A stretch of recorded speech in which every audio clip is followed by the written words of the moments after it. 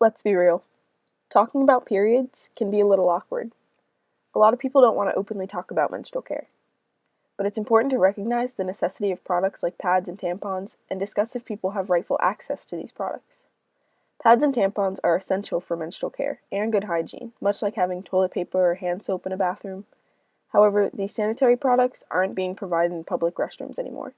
Dispensers are being vandalized and often neglected, so in unexpected or emergency situations, women often turn to unsanitary modes of management, such as toilet paper or paper towels. In a study done by Free the Tampons, it was found that 86% of women have unexpectedly started their periods unprepared in a restroom, and of that, 79% improvised their method of care. In addition to the lack of public services, menstrual products are also taxed as luxury items in 36 states. In Elizabeth Montano's scholarly essay, she explains that an individual is likely to spend up to $5,000 on menstrual products in their life, alongside paying between 4.7% and 10.25% in tax. I think a lot of people can agree that being on your period is not a luxury, and having to spend so much on products can be a burden. A lack of open conversation about periods leads to unfairness and misunderstandings that scholars refer to as menstrual inequity. In her article about menstrual inequity, Joreen Oy, a professor at Northeastern University School of Law, states that even opponents of the tax appear to suggest that the decision is not the symptom of overt malicious sexism, but rather a product of male-dominated legislators.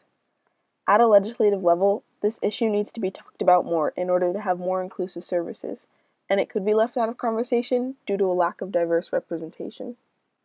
Menstruation isn't a choice, and having adequate services in place for proper menstrual care should be a right. It's not a question of whether or not people need menstrual hygiene products, but what legislative action is working towards providing individuals with said products. Campaigns like Free the Tampon are starting to encourage more open conversations about periods and promote providing free pads and tampons in public restrooms. Other organizations like Period also aim to raise awareness about the financial burden on students. In response, universities like UC Berkeley and Brown recognize the necessity of menstrual care and fund services to supply free pads and tampons in campus bathrooms. Having products in campus bathrooms may alleviate some of the financial burden or embarrassment in emergency situations for students and faculty. Acknowledging and meeting diverse student needs is important for fostering an environment where all students can thrive. However, Boston University is a little late to the game. BU's undergraduate student body is about 61% female and 39% male, which suggests that a majority of the student body experiences menstruation. But at BU, the cost and availability of menstrual products on campus is pretty limited. On campus, the closest place to the dorms to buy pads and tampons is BU's City Convenience. At CityCo, there's about 5 options available for students. A pack of 10 tampons costs almost $4, and a pack of 18 costs almost $8. Conveniently located for sure, but not conveniently priced. Further locations like CVS or Target have a lot more options and at varying prices, as low as $4.79 for a pack of 18 tampons. So BU is charging more money for less product. Aside from the costs, there's a lack of services at BU to provide students with pads and tampons. BU offers free services through Student Health Services to promote good student health, such as a good night's sleep care package delivered right to your dorm. There's also a fan favorite, the Condom Fairy, which provides a pack of free condoms along with plenty of brochures on staying safe and healthy. While these services are great for encouraging student well-being, they're not entirely inclusive. So what makes a condom more necessary than a tampon? The discrepancy in BU's services and neglected bathroom dispensers haven't gone unnoticed. A student group at BU started the Menstrual Products Initiative after receiving funding from BU student government. The goal?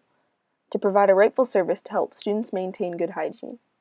With the help of student volunteers for distribution, MPI is working to supply women's and gender-neutral bathrooms at BU with free pads and tampons, all while raising awareness for BU's lack of initiative. BU administrators aren't unaware of the issue by any means. In fact, in a BU Today article by Megan Woolhouse, BU's Assistant Vice President for Operations, Bill Walter, says past efforts to supply restrooms with menstrual products were problematic due to demand. Shouldn't this be reflective of the need for the service? For a university with a $2.2 billion endowment, it's hard to believe that funding this service could be problematic.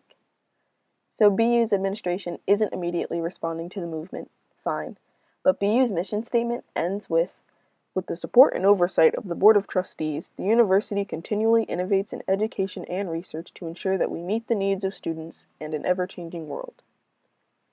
The Board of Trustees is made up of about 42 members, and 31 of whom are men.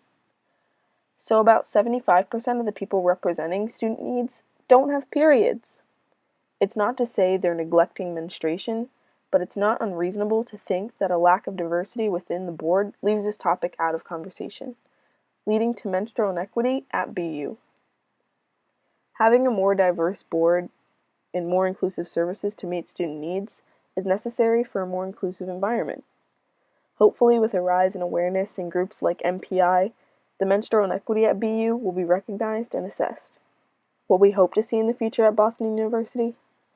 Funding for facilities to provide students with rightful sanitary products.